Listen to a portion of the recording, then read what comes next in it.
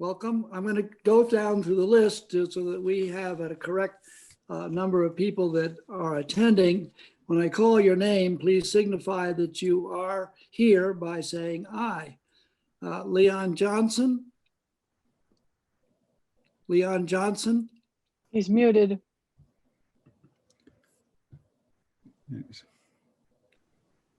Oh, he raised his thumb. Okay, Leon's here. Dave Fredrickson, I know is not here. Dave Durfee? Dave Durfee? He's muted also. I'm unmuting him. I cannot tell if somebody has muted themselves or is coming. So if I unmute you and you mute yourself again, you'll have to give us some type of signal. All right. Hi, I'm here. Oh, Dave. Ed Letourneau? Nelson Brownell? It shows that Ed is here, but I don't know if he responds. I don't. Is he muted? Can any other administrators see that? I'm asking him to unmute right now. He's muted. He's muted. Well, we'll leave him that way. Nelson Brownell? Fran Kinney? Here. Jackie Kelly? Here. Amy? Here. Carrie? Here. Ron? Ron Higgins? I think Jim had told me that he was, Ron's here. He's here. He's here. okay, good. He's here. All right, we can start the general meeting.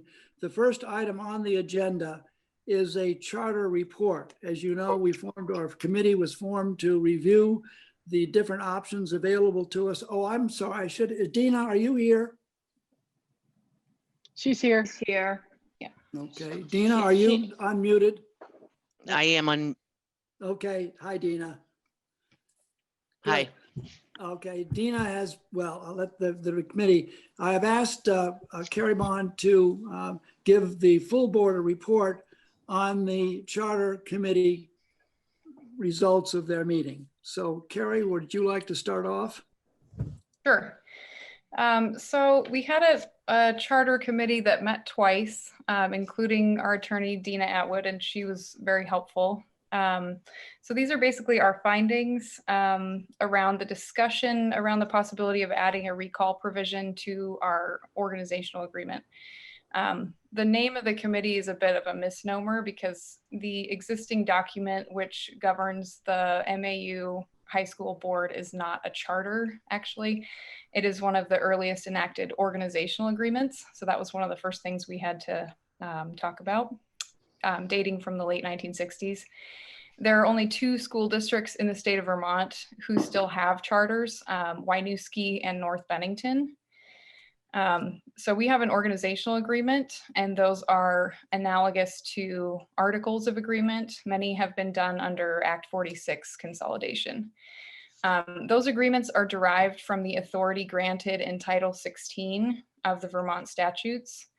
Title 16 does not affirmatively provide the authority of a board to include any provision regarding recall elections of a sitting board member. So Dina, our attorney, checked with the AOE and the Secretary of State's office. The AOE indicated that there was not any clear granting of authority to a board to include a recall provision. So we had to look into some other options. Vermont is what is called a Dillon's rule state. So this means that a municipal subdivision, which would be a union school district, only has the authority to enact laws, ordinances, and et cetera, based upon the authority to do so granted by the state. So in cases where there is not that specific authority, the local municipality must seek state or legislative permission.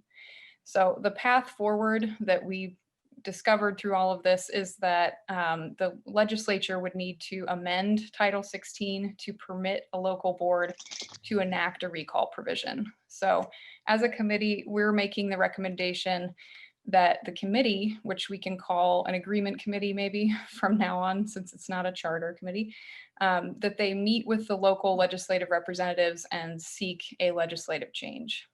And that's basically the path forward we have at this point. Are there any questions of Carrie or Dave Durfee or Amy and or Dina on what Carrie has just gone over? Would any of you like to make an additional comment? That was a very, very good presentation, Carrie. Thank you.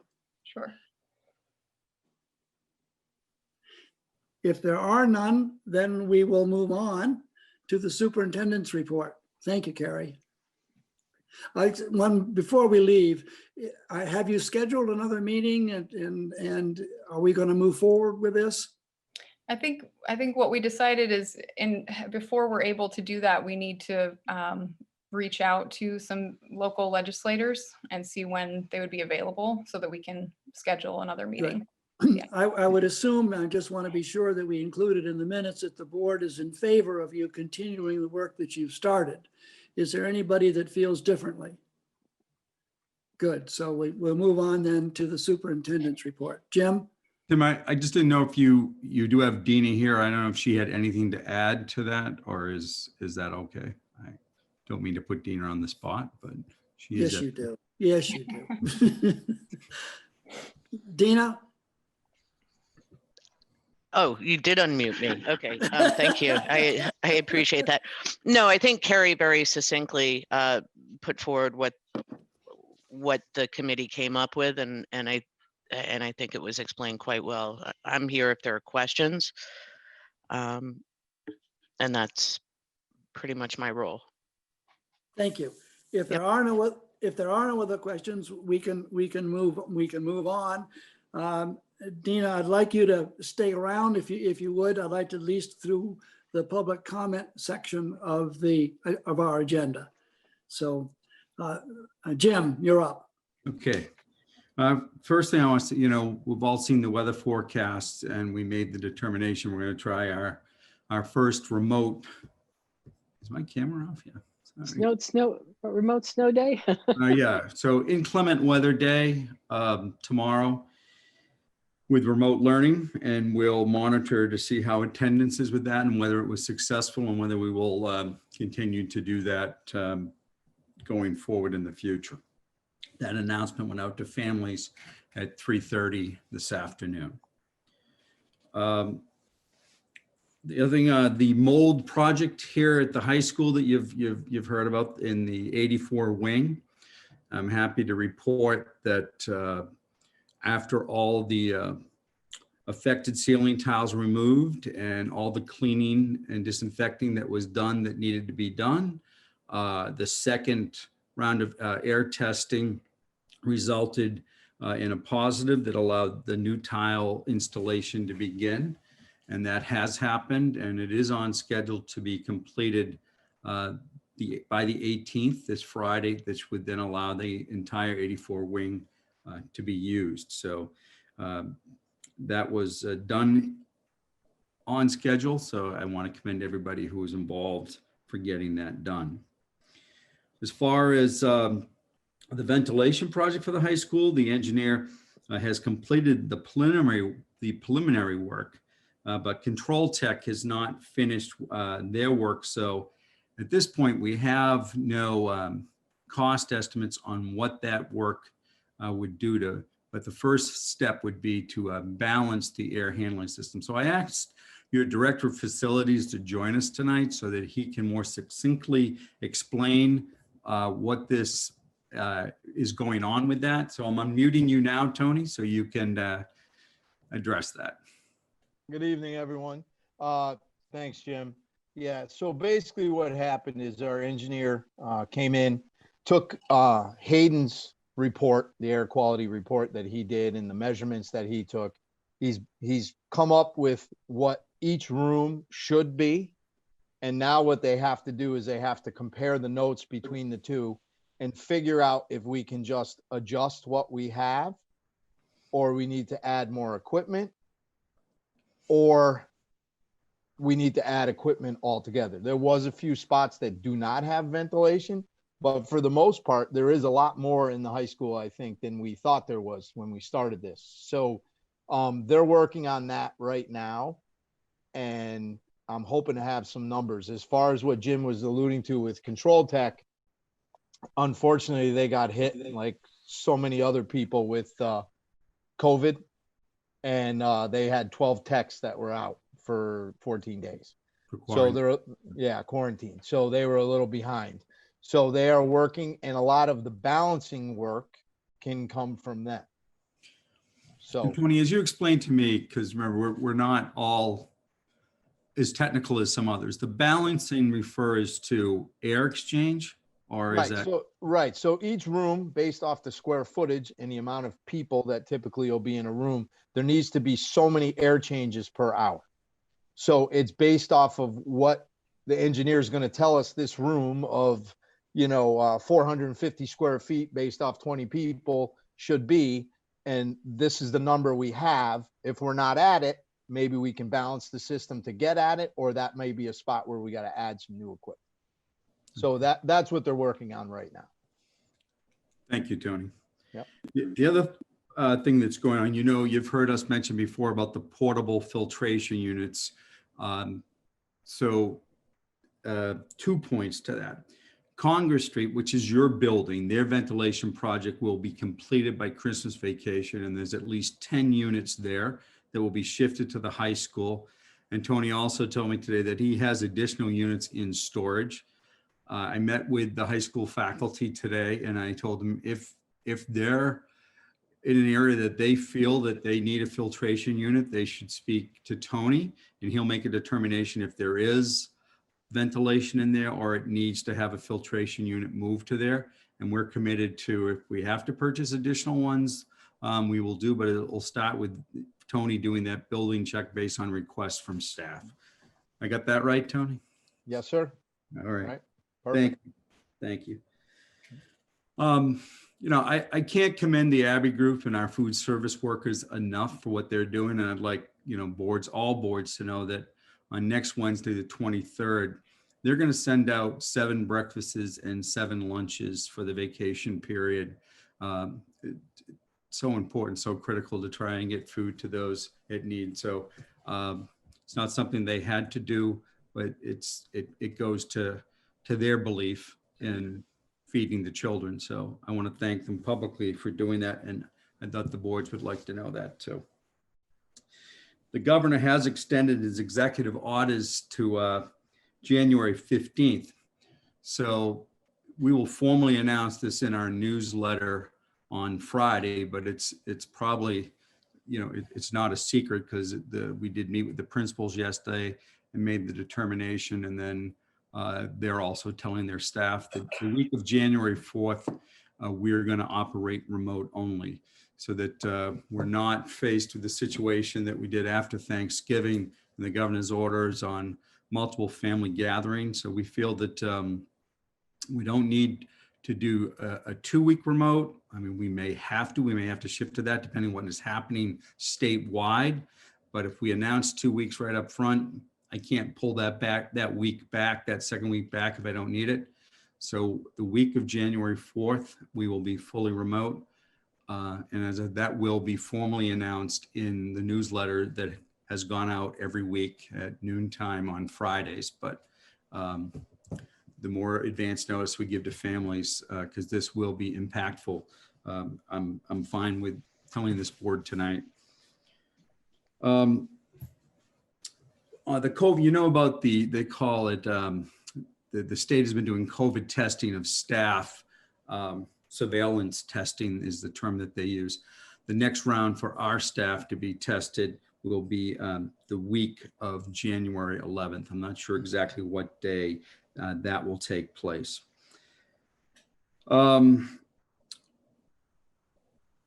You may be aware that we have been in the process of trying to hire an equity coordinator. We had a screening committee that went through 2 different rounds of interviews, and I thank them for their diligence in that work. And they did select 2 finalists that then we had the directors at central office do the second round of interviews, and we'll be doing final interviews at the end of this week. And hopefully at the next SU meeting, I'll be recommending a person to the SVSU board to bring on an equity coordinator for our district, which I think is crucial and helpful. More closer to home for Mount Anthony Union High School, you are aware that long-term vice principal Dave Barrio gave his intent to leave. And so that the high school did put a screening committee together, and they presented a candidate to me. So the next step is we'll do a second round of interviews again with some of the directors from central office, particularly curriculum and instruction, early childhood education, special education. And I hope that by your next meeting, we will have a name to present to the board for the next vice principal for Mount Anthony Union High School. And again, I may be repeating things that you've already heard, but support staff and teacher negotiations, we came to a tentative agreement last week for this year's contract for this year. Because if you remember, they put their raise on hold and took a zero last March when we were uncertain about what the financial situation was going to look like going forward. But there was a reopener clause in all of those that required that the board would sit down and reopen negotiations if this year's financial situation, in other words, like the ed fund, did not receive any type of cut, which it did not for this year. So a tentative settlement is there, but I just wanted to walk you through the timeline of where we're going to be. It should be like the end of this week that Dina is here, that we will have a draft of the tentative agreement. Then that will be presented to both the teachers and support staff. My meeting with the union on Tuesday afternoon indicated that they don't plan on holding a ratification vote till probably the week of January 11th because of their requirements of how long they need to post a vote and do it. They hope to have it done that first week, January 4th, but would probably not have results to us until the following week, the week of the 11th. So it may be late the week of the 11th or possibly the week of the 18th before we would have that to boards to vote for on the tentative agreement. And once that's done, then we get to start all over again with negotiations for successor contracts for 21-22 school year and hopefully beyond that. Hopefully it's a multi-year contract and we can get away from these one-year contracts, which just as a reminder has really been a result of that was the impact of the statewide health insurance plan that nobody wanted to enter into a multi-year agreement until we saw what that plan was going to be. And that statewide health plan starts January 1st of 2021. So we're shifting those plans and that has impacted about negotiations. So that is my report, but I'm happy to answer questions from board members. Are there any questions for Jim? Very good. We can move on then to public comments. Frank Bonds will be doing he'll unmute the public comments. So, Frank is there. Yep. Okay, very good. I'd like to make a few comments. I think Leon's trying to say something, but he's muted. Yeah, well, he'll just 1 minute. We'll move on here. Public comments is the next area that on our budget. I'd like to make a few comments on public comments before we actually open them up. First of all, I'd like to read something from the law book that says, at the opening meeting, the public shall be given an opportunity to express its opinions on matters considered by the public body during the meeting, as long as order is maintained. Public comments shall be subject to reasonable rules established by the chairperson. I'd also like to have Leon review very, very briefly the policy that we have on public comments, policy 7300. Leon? Yes, that's what I was trying to get you to do, was acknowledge the fact that policy number 7300 for public participation at board meetings. And I just wanted to go through a few of the things. And Tim, you mentioned the reference back there, but the board has a chairperson that's responsible for making sure that public comment is on each one of the agendas, so that the public would have an opportunity to address the school boards. And so you've already spoke to that. And the chair also shall facilitate the public comments and their relevance to the agenda and amount of time to allow all the board members to take care of sufficient, have sufficient time to take care of the minutes, the meeting's one agenda. Non-residents wishing to speak or comment should be taken a note to such and by the chair, and if they have time. I'm afraid, Leon, you're breaking up, at least as far as my Oh, you're breaking up. hearing is concerned. Non-residents wishing to speak and the public comments may address the board if time is permitted. Just wanted to make sure that that was clear.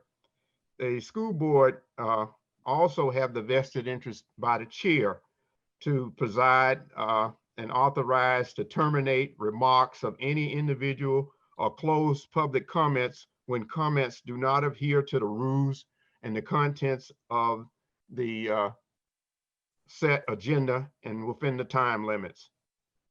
So a person wishing to make a public comment should speak, willing to speak, give his or her name and address the group or whatever it is that they're representing, and give a brief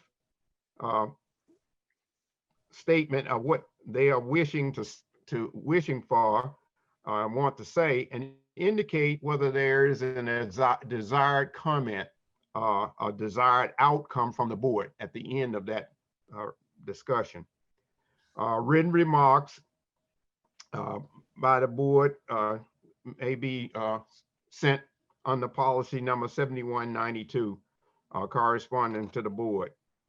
We do encourage, this policy 7300, encourage public comments, are encouraged to share supportive comments to support for remarks and offer subjective criticism to the school operation and programs of a concern.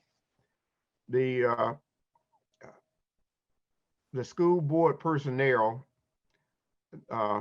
should not hear complaints of school personnel or complaints against persons connected with the school's system doing public comments. There's another place for that, and that will be policy number 1025, which you should be sending those particular comments in for review and scheduled to be incorporated in the board meeting if necessary. If the school board, the committee does not have a topic posted on the agenda and the time is allowed, the chair should consider that if he has time. If not, defer that particular item to the next board meeting or to a later board meeting to be addressed as requested by a member of the public. That's all. Thank you, Leon. I'd just like to make a few comments too. Public comments are designed really to inform boards of situations that they may not be fully aware of. I would encourage people, particularly members of the staff, that have concerns that directly relate to the administration, to, before coming to the board, direct those concerns to the appropriate people, whether it be the principal or whoever else would be in charge or be responsible for the conditions that prompted their interest in making a comment. Also, I'd like to say that the chair, whoever is running the meeting, has the authority to answer questions that come before him or her if he or she feels comfortable answering that question. There may be situations where that can be done, but on the other hand, if there are questions or concerns that he or she feels not completely confident that an answer is appropriate or has the necessary information to make an appropriate comment, that can be deferred.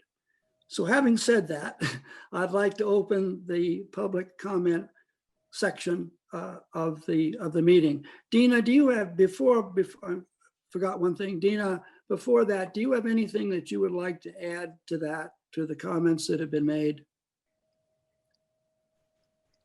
Says no. Okay. Dina, So- are you? No, she's- Okay, no. So Tim, I'm going to ask Frank Bonds, because he's going to control the flow of public comments. So I'm going to ask him to, I think I unmuted him so he can speak to the process. very good. Yes, if, first of all, realize that I can only see about half of you on the screen at one time. But if you all wanted to raise your hands, those of you who know you're going to want to speak now, then one of the other directors could write down a list of names and keep me informed so I can call on you in the order that we write those down. And other than that, just be patient as, when you raise your hands, if your name is not on the list, then just be patient and I'll get to you as soon as I recognize that your hand is up. Thank you, Frank. And I see the first hand up is Rachel Blumenthal.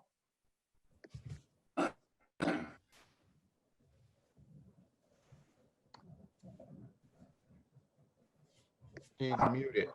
Yep. Once Frank announces, to speed this up, any of the co-hosts could unmute the person. So I don't know if these comments are going to be allowed or not, given what you just discussed, but I would like to make some comments about. Would you first identify yourself, Yeah, please? so my name is Rachel Blumenthal. I work in the early ed program. I'm also a community member. I would like to make some comments about the Ed Letourneau comments on social media. I don't know, given the guidelines that you just outlined, is that acceptable? Yes, you can make some. What I would encourage those people that also would like to make comments, I would hope that we can move this along at so that we don't have the same comments made over and over. So go ahead. Okay, so thank you. I had seen that Ed was on the Zoom, and I would like to ask the board what their conversations with him have been. That was something that was discussed at the last board meeting. It sounded like the board was gonna get together and talk and either write something up or do a vote or something. So I would just like follow up on that. And given that Ed is on the call or is on the Zoom, I would like to speak directly to him to let him know that his comments on social media were extremely harmful and offensive to many members of our community, including students and staff. And I would like to hear directly from him how he's going to address the situation that he has created. So those are my questions. Very, very good. We are going to have, during the chair's report, we will have a more concise comment on what the board plans to do in this regard. But Ed has the right to respond or not respond. In the conversations that I and I think other board members have had with Ed, he has declined to make a public comment. He has been asked to resign, and he has stated that he is not ready to do that at this time. Next, please. Yes, Mia Schultz. Hey, so yes, I want to recognize the fact that this school board and the school is trying so deeply and hard to incorporate equity into our schools, which is not there. We have, as Superintendent Colquhoun said, there's an equity coordinator position that I've had the pleasure to be part of the interview process of. We have an equity committee and we have an equity statement.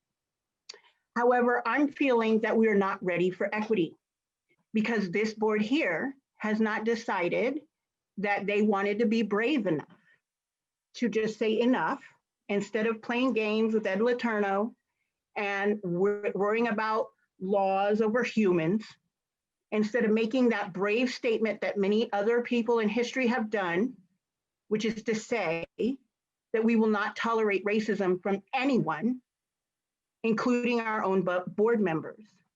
All of that work with the equity commission that we're doing, the equity group that we're doing, the equity statement that you made, the equity coordinator that will come in and hopefully make change, will not make change unless this board sets the example. And I Very haven't good. seen anyone on this board set that. I think if you will wait until the chair's report, you will find. Example, other than to example. state. Okay, thank you. We can move on Okay. then. I would love to see that. Are you silencing me? Can I finish really quick? Mr. Yes. Chairman? Yes. Thank you. Thank you. I'm speaking. Mia, just so you know, Mia, I would excuse me, like you're to freezing say- up. Okay, I would like to, okay, I'm gonna keep going then, that I would like to see more concern for the students that you represent than the charters and laws that you think are not in place. And that is all I will say. Thank you. Move on, please. Yes, Christina Hansen. Hi, I'm Christina Hansen. I'm a Bennington resident. I'm also a teacher at the high school. I was the person who brought up at the last board meeting whether there was a clear procedure for public comments, and I wanted to thank you for reviewing your procedures at the start of public comments. I feel that, you know, it's helpful, and I appreciate being heard, and that the board took steps to address what seemed like an inconsistent approach to the public comments. So thank you for doing that and beginning the meeting this way. I'm wondering if the policies that Leon Johnson referred to could be embedded in the minutes of this meeting so that they're easily located for people to reference, like 7192 about submitting written comments, and policy 1025 about I think it was about having agenda items being incorporated into the board meeting. Some of the things that Leon Johnson mentioned, are they easy to locate? It's sometimes difficult to find board documents on the SVSU site. In addition, I would just like to make a few other comments regarding the statements made around public comments. The question about public comments was not really that I did not question the chair's right to regulate and facilitate public comments, but, you know, the inconsistency of sometimes people getting the statement that public comments were not going to be responded to because that was not the place, and that the board members were often responding to public comments. So I do recognize the role of a chair and would like to just see that done in a consistent way. So I hope that that's reflected in the minutes, that the policy is going to be, as you stated, that the chair will answer questions if they feel comfortable. And if a question or concern is something you don't feel comfortable, it will not be, it will be deferred to another time. But I also heard Amy Dobson question individual board members during public comments, were they able to respond during the public comments section? So I still think that should be addressed. And then the comment about addressing the staff. So I'm speaking as a resident in the first part, and the second part is kind of putting on my hat of being a person who is a member of the community, but also teaches in the community and is employed by this board. And that is a difficult position to be in. I'm passionate about being a voter and resident of this community. Children have attended these schools, but I'm also a passionate educator who believes I need to advocate for my self, my colleagues, and the students. It's not easy to speak publicly when you're put in that torn position. And so, you know, the admonition for staff to not speak up at meetings and to go through the protocols or the channels of speaking to administrators or others first, I feel is a little bit insensitive to how difficult it is to, how difficult must it be for us then to decide to speak. It's not as though we're speaking at every single meeting you've ever had on every topic that you bring up.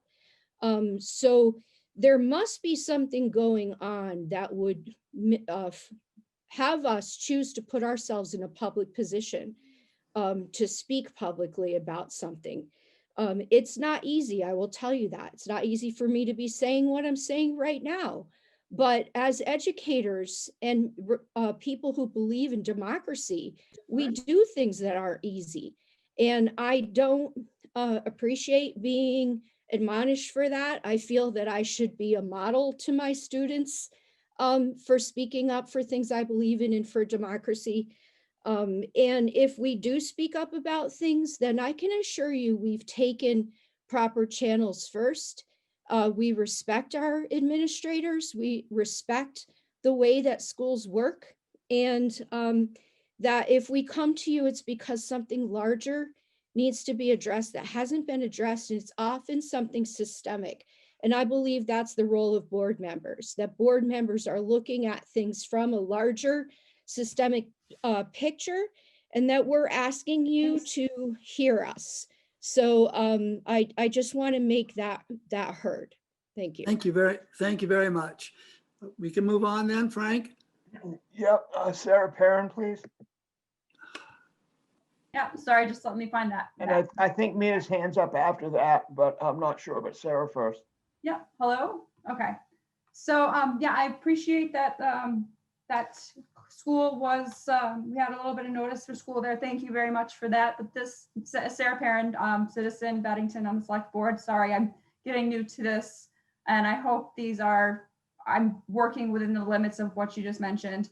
So I'm hearing from a lot of faculty and staff, and I've spoken with some, and they feel that remote learning will prevent what many see as an exodus of teachers and relieve a lot of the anxiety they are currently feeling. And I really understand the decision of in-person or remote is complicated, and I see both sides of it. I'm just wondering how and to what degree the administration is engaging teachers in this conversation. I also have another question statement. Also, what is the relationship between the high school and the CDC administration? I understand teachers have concerns about a disconnect at that level. Thank you. Thank you. That I'll let that go, and that will be up to the administration to answer. Okay, I think Mary Jo Kwiatek. Hi, I'm Mary Jo Kwiatek. I'm a teacher at the high school and a community member. And while I understand that the board would not like us to keep going over things, this is our first chance to speak to Mr. Letourneau since he's first time at a board meeting in a while. Before this meeting, I reread some of your comments, Mr. Letourneau. I won't repeat them because they will reharm people, but I'm horrified every time. And as an elected official, you don't totally have the rights to free speech. You have the responsibility to represent the students, the constituents who voted you in. Your existence on this, your continued existence on this board is exhausting, and it continues to harm and traumatize people in our schools and in our community. And it's beyond time for you to go. And I would also like to say that I appreciate Christina Hansen's comments, and I agree with them fully. And it is very difficult for teachers to speak up at these meetings. Many of you know I'm here often.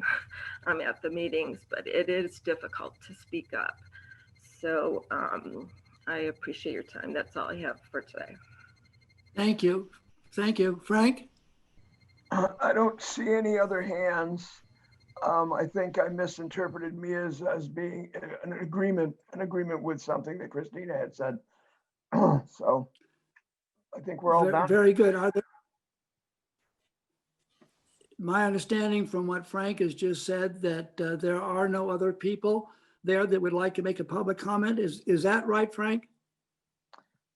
I'm not seeing any other hands, right? Oh, okay, I just like to make it very clear that the public comment period it will be over now, and the board will go on to its regular agenda. I want that very clear. Dina, are you there? Jim, Yes. is Dina there? Yes, she's here. Yes, I am. Is there any comment that you would like to make? I've spoken to you a number of times concerning public comments, and you've been a great help in consolidating some of my thoughts and making me aware of certain responsibilities that we have. Was there anything in that exchange that you feel you should comment on? I think the one clarification I would put forward, Tim, is that the comments that were directed at the staff or the teaching staff, I think the concern there and the direction of going back to your administrator is if there is an issue which is building based. As citizens, you do obviously have a right to engage in public comment. I think it depends topically what you're talking about. You also have a policy for this board and for every board in the supervisory union about public comments against staff. And I think that's sort of the concern that Tim was trying to balance out with how he was explaining to the staff. But I do want to make it clear that there are work issues of going to your supervisor versus coming to the board, and that there's a process of bringing those things to the board, and there's a process as well under your collective bargaining agreements. And so that is somewhat different than if you are a citizen. But other than that, and I may have muddled it even more for you, and I apologize if I have, but I think that's what Tim was trying to say. So to the teachers who indicated that you felt that it was very tough for you to do that as citizens, you obviously have every right to participate in a board meeting and to provide public comment. I don't think that was the intent of the board in what they were trying to transmit to you. That is right. Thank you, Dina. All right, we can move on then to the finance area of the agenda. We have 3 different things to talk about. We had a budget meeting before our regular open session. Renee was very informative about the work that she and the administrators have done in preparing the budget for the coming fiscal year. There are a couple things that need to be pointed out, and we need to take some time in reviewing some of the areas that we don't have answers to. That there are still many areas that we don't have final answers to. I think that 2 of the things that stand out that would be of interest to people is that we don't have a contract for the coming fiscal year. We don't have a contract with our teachers or with our support personnel. And that obviously, when we have as much as 70 or 80% of our budget tied up into the terms of the contract, still leaves a lot to be anticipated in the future. Also, the health insurance continues to rise at an unsustainable amount. We have probably somewhere between around 9% increase in the health insurance policies that we are now carrying. And we have a number of other things that have to be considered, one of which, as most of you probably are aware of, is that the state has indicated that there's a strong possibility that there may be a significant rise in the tax rate that the state will charge for education, possibly as much as 9 cents. As you know, Vermont is a state that has to rely heavily on property tax to gain the funds to support education. So that's where we are on that. We have another meeting. Jim, are you there? I didn't write down the date, but we have another meeting of the Finance Committee that will take place after the SVSU board has been able to hopefully. January 13th, Tim. Thank you, Jim. January 13th, we'll have another meeting of the Finance Committee where we will have some more information from different sources to be able to come up with a hopefully recommendation that we will present formally to the board on the 20th. Do I have those dates right, Jim? I should have written them down. You got them right. Yep, got them right. Thank you, Leon. Okay, we have a treasurer's report. We need to accept that. Do we have a motion? Fran, thank you. Have a second? Any discussion? All those in favor signify by saying aye. Aye. Opposed? Abstentions? Very good. We also have the bus proposal schedule for the coming year. Renee, are you still there? Renee did explain it to the Finance Committee. Basically, it's an extension. I am here, but I don't think it's bus schedule. I think it's the bus shelter at the high school. Oh, the bus shelter. Yeah, I'm sorry. and your director of facilities is here to explain that to you. Okay, he's thank you. unmuted. Go ahead. Okay, so yes, the NEC program at the high school came to me and to Brian Kuhn over at the CDC and asked about us constructing a little bus stop shelter type thing for the students. They, as some of you know, maybe all of you know, they wait outside for their bus and there's really no shelter for them to be under. So Brian Kuhn and his kids over at, not the CDC, sorry, Southwest Tech. Yeah, I'll get used to it, I promise. Southwest Tech are looking for some projects, obviously, because of COVID. They're very limited in what they could do. So he said, by all means, they could do it. It'd be a great experience. We could get the materials. I had Paul Danzero, the new building inspector in town, come over and check our location. And, he was totally fine with the spot, said it's absolutely can go there. It's basically just, 4 posts cemented in the ground, 3 walls, a lean-to roof, and a bench for the kids to sit on. So it's just, something that I thought we could do for those kids so they don't have to stand out in the pouring rain and wait for the bus or anything else. And we wanted to bring it to the board because it involves taking a building permit and it is a semi-permanent structure. And if you're driving around the back of the school someday and you see it there and you say, what is this and how did it happen? I told Tony we need to bring it to the board first. Thank So you. where exactly, Tony, where is it located? It's right where it's on the side of the old Voc East Campus building, facing the big parking lot. The driver's ed spot is right there on the ground. So right in the grass area, right next to that is where it's going to be. And will it be large? I mean, how big does it have to be in It's order to 8 be? feet. It's 8 feet long, 4 feet deep, and 8 feet high. Very good. Anybody have any questions on that? If not, I would accept a motion to approve the bus shelter. So So moved. move. Second, third. Any questions? All those in favor signify by saying aye. Aye. Aye. Opposed or abstentions? Very good. We can move on then. Consent agenda. We need a motion. Thank you. Fran. Thank you, Tony. Fran, consent agenda. I moved it. Second it. Thank you. Okay, we got it moved and second. Are there any questions on the consent agenda? We have one person on there we didn't recognize. This is Leon. And you got Mr. Caswell, Rick Caswell, social study teachers at the school. And Right. we like that. We mentioned Dave Berrier's name, and when time comes for this, I think Mr. Caswell and the whole family, Caswell family, has been a great part of the high school. And it's dearly missed that he's going to be leaving us in the social study area. So I wish we would send a letter of congratulations to him, a condolence. Thank you. Thank you for bringing that up, Leon.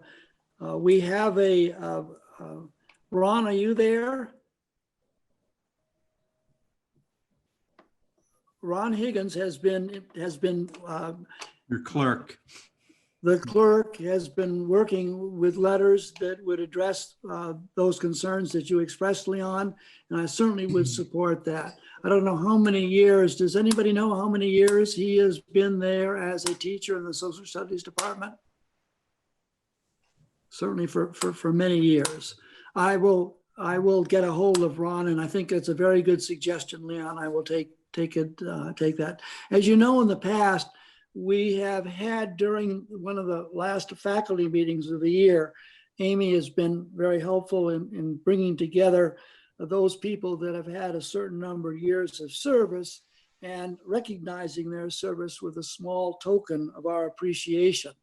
We haven't done that last year because of the pandemic and other things, but we certainly will continue that. And once I've had a chance to talk with Amy and others about it, we may make it retroactive. But anyway, thank you, Leon, for bringing that up.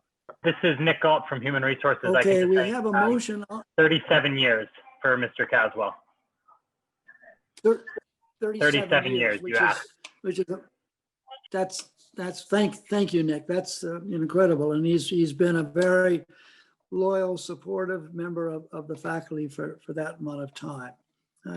Once again, Leon, thank you for bringing that up to our attention.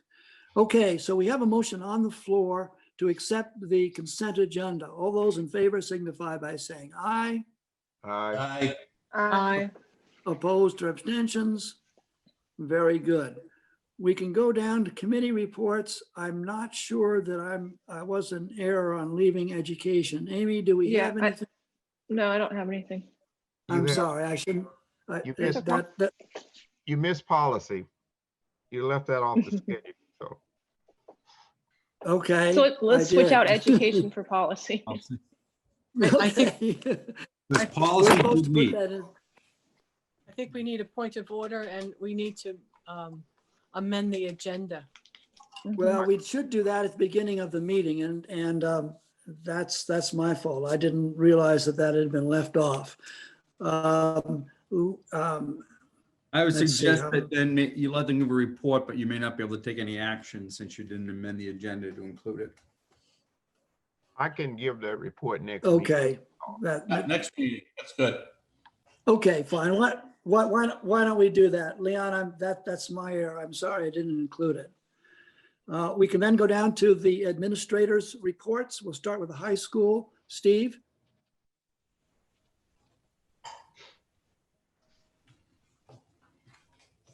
Frank or Yep. Jim or somebody? I'm muted Steve? now. Good evening. I just want to cover a few things with you this evening. On December 7th, we finally brought our freshmen back into the building. And we tried to make it as normal a day for them as possible because there was a lot of experiences, obviously their first high school experience that they missed. It wasn't everything that it would have been, but it was the best we could muster under the circumstances. So the students came in. We had the staff greeting them at various doors because we have a main door for those students who get dropped off or walk, and then we have a bus door for the students who come in off of the bus. We had guidance counselors meeting them there with their schedules in case they had forgotten their schedule. We had help to assist them to show them where their classrooms were. Later on in the day, some upperclassmen came in, and we were able to segregate the freshmen into very small groups and give them tours of the building. And then we ended the tour, I believe, outside with ice pop, which I don't know how good that was outside, but the kids loved them.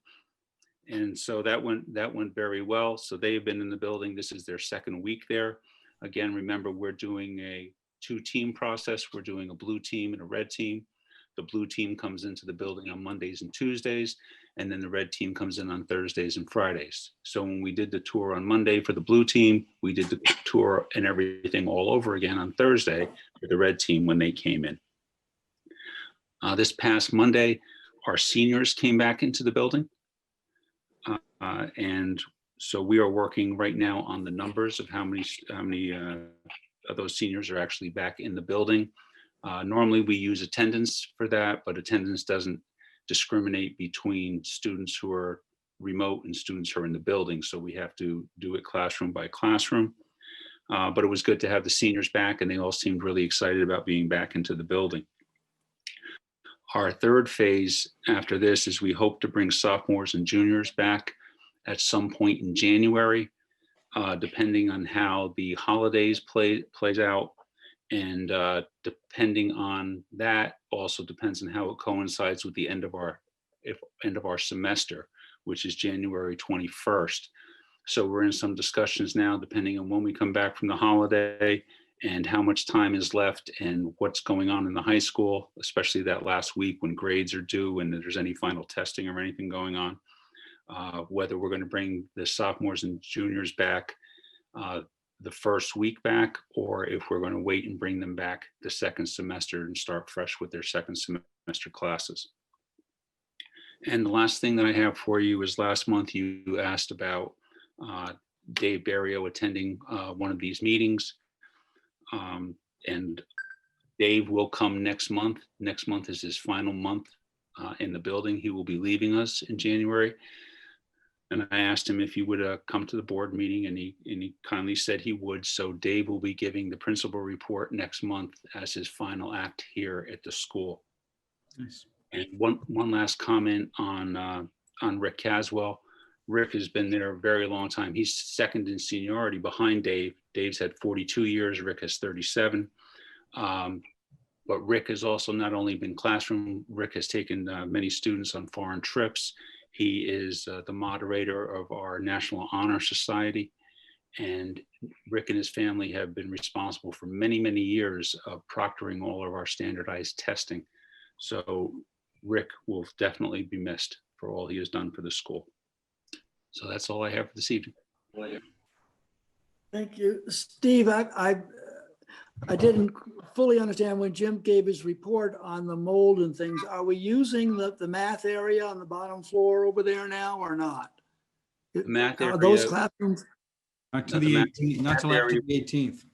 The 18th is when, after the 18th, it can be populated. And right now we're looking at reassign. Now that the classrooms have been reassigned to other rooms. So we're looking at potentially bringing them back into the math area after the holidays.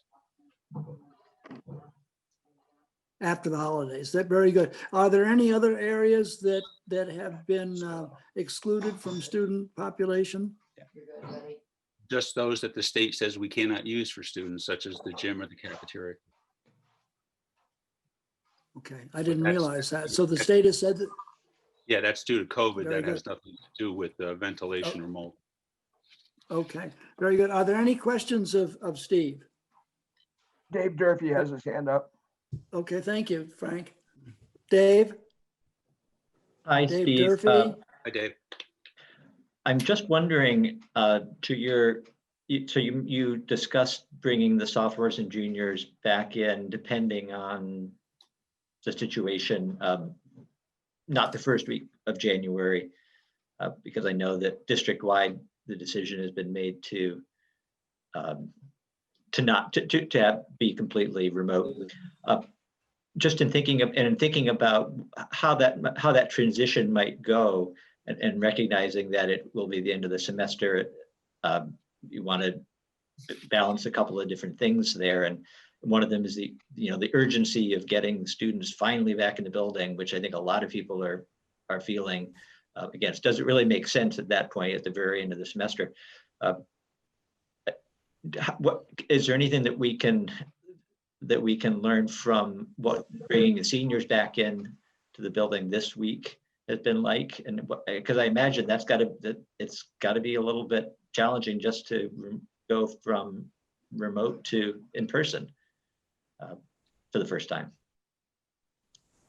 Yeah, it is. I mean, it's the first, when the students came back, it's the first time that the teachers are dealing with teaching a live group in the classroom and a remote group simultaneously, which isn't always easy. That's the first thing. There's some trepidation by students coming back. Most of them seem to be extremely, excited to be back. I know the freshmen had the same look of wonder in their eyes that they usually have every year, so that was good to see. But you're right. The main point is it better to bring students back early for the sake of bringing them back early to squeeze in the last week of the semester, or is it better to take a deep breath and bring them back the week after and start a whole new semester? So we're going to talk with some of the head teachers and talk among ourselves and the admin and see if we can come up with what we feel is going to be best for the situation. Okay. Thank you. Are there any other questions for Steve? If not, we'll move on to Tim. Carrie has a question. Oh, I'm sorry. Sorry, I wasn't able to unmute myself earlier. Sorry about that. Steve, this doesn't directly relate to your report, but I just did want to mention that I continue to hear from parents about the changes in French class offerings. And I just wanted to put that out there in case you wanted to address it. It continues to come up in my community to me from a lot of parents who are sad about the changes in class offerings and who are wondering if there's a possibility that will change again. In order to do that, we would have to we'd have to hire a new teacher because of the cuts that came along last year. One of the things that we decided to do rather than lay people off is to make those cuts through attrition through people who are retiring. And Paul Mackin retired as the French teacher. We felt it was important for the high school to have two languages. And one of our Spanish teachers teaches German also, but none of the other teachers taught French. So considering we had to make some cuts at the time, that was the cut we made, where students we had a plan to try and take care of the students who were already in the track for the French program. But a couple of plans that we had for that didn't work out.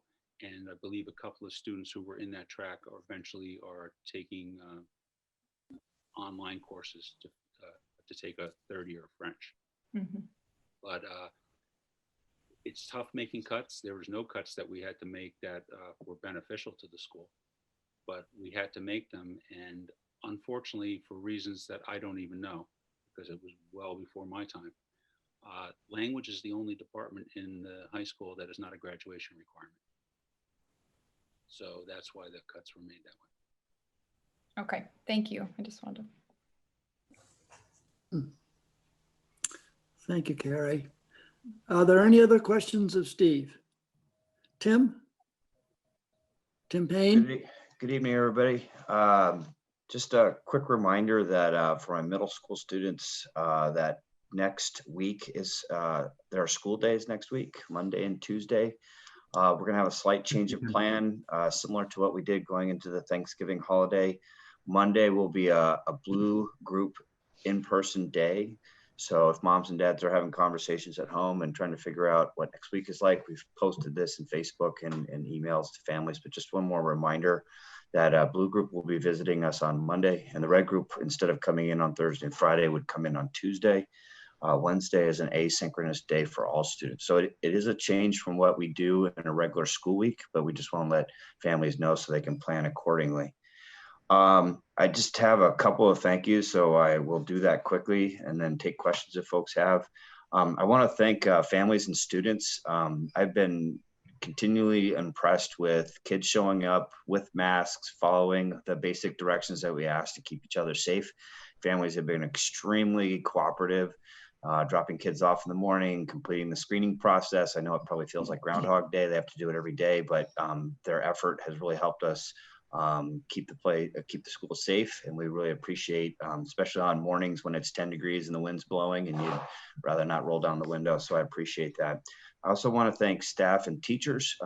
We, like probably most places of employment, are at times stretched to make sure we're staffing, as staff has had to take time out of the building for various reasons, and continually impressed by support staff stepping up and making sure that students are properly supported and supervised throughout the day. I really appreciate the support staff who says yes every morning when we ask them to be flexible in their assignments. So that's been really helpful. I also want to recognize a long-serving support member in our building, Holly Spear. Ms. Spear was here years before I arrived, and she was a longtime member of the front office secretarial staff. She was my scheduler extraordinaire. She has tendered her letter of resignation, and she will be moving out of the state to support family, which is a good move for her, and we're happy, but also sad to see her go. She was always a very positive force in the office, always willing to spend the extra time to solve problems that I made. And so I'm going to miss her. We have hired a new person to fill her position, and appreciate Nick helping us speed that process along. As you might expect, we need the support staff. And then just last, I just want to thank, Steve's already done it very eloquently, but thank Rick Caswell and Dave Barrio. I worked at the high school a long time ago. I'm not going to say the number. When I was a very green history teacher, and Mr. Caswell was my colleague, and Mr. Barrio was a mentor. I really appreciated their guidance, and I can't believe that both of them are moving on, but it's also hard to believe that someone would give 37 and 41 years of service to a building. So I thank them both for the small part they played in my role too. Thank you. Are there any questions for Tim? If not, we can move on. We can move on to the chair's report. The chair's report, this meeting, it is going to be a time when I have asked a member of the board to present something to the board. Carrie? Carrie Bond?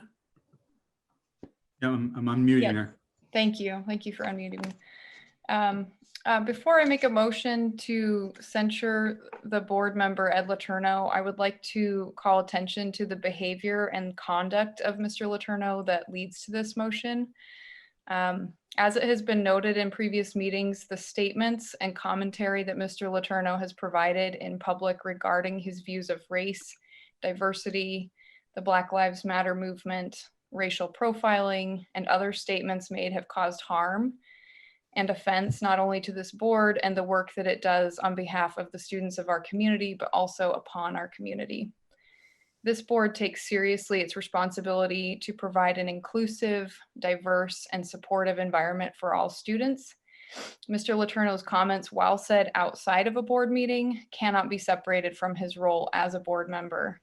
And the deleterious effect of his comments on the ability of this board to do the important work of creating and maintaining an educational community cannot be ignored. Therefore, I move to censure Mr. Letourneau. I'll second that.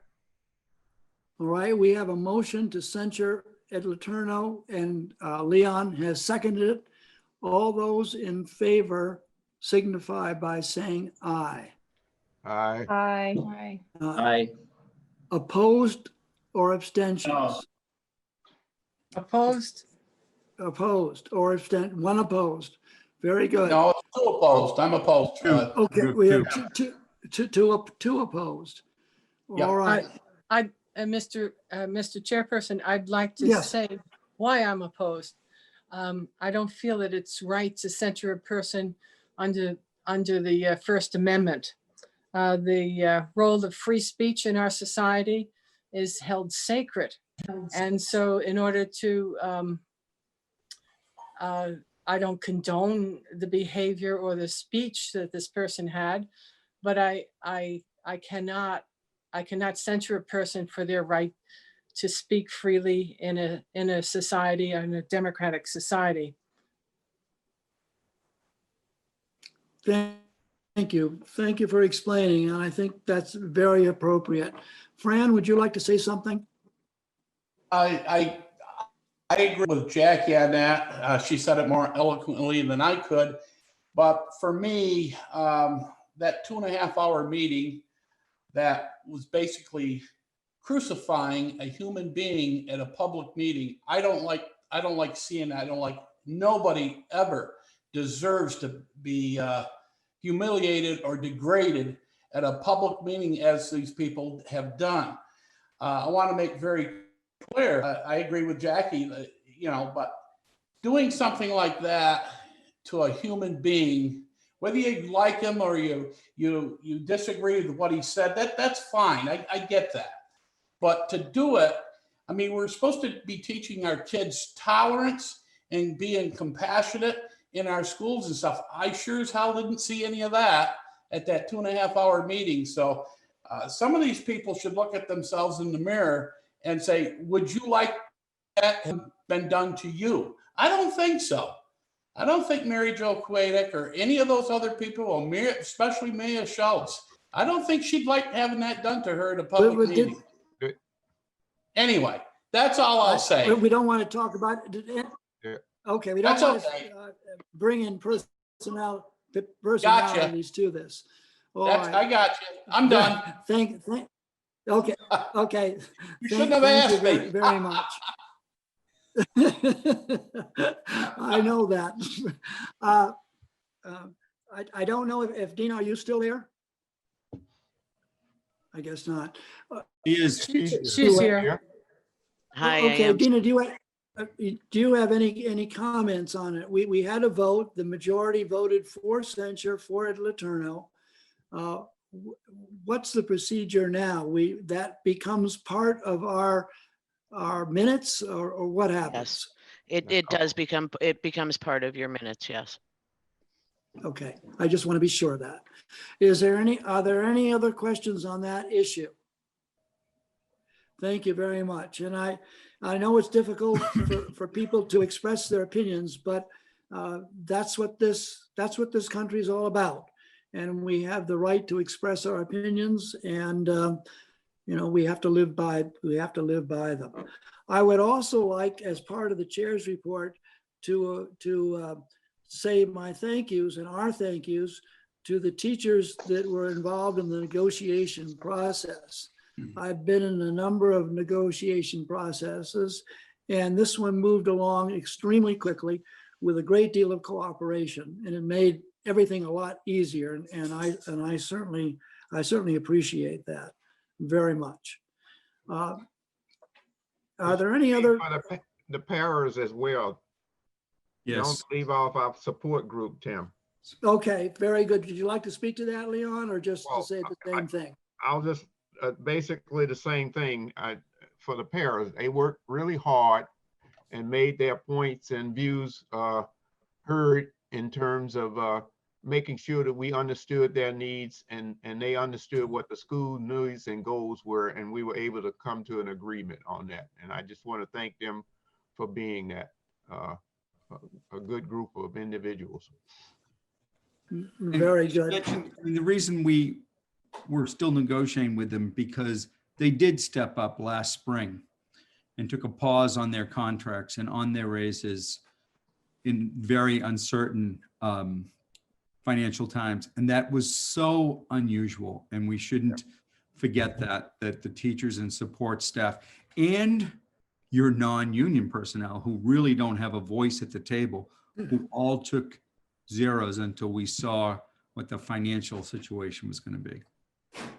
Very good. Well, we all do appreciate that. And it just points out again that even though we at times have our differences, I think that we are united in our desire to do what's right and see the educational opportunities of the school and the community brought forward. Okay, that's the end of, we have another meeting that is coming up on the 20th or 21st. I should have this written down. Is it 21st or 20th of January? 20th, Jim. Yeah, you have a budget meeting January 13th, Okay, and you have a regular board meeting January 20th. Okay, that will be coming up. Are there any other issues that should be brought before this board? Move adjournment. If not, I'll ask a motion So to moved. adjourn. All those in favor? Very Aye. good. Signify. Jim, would you stay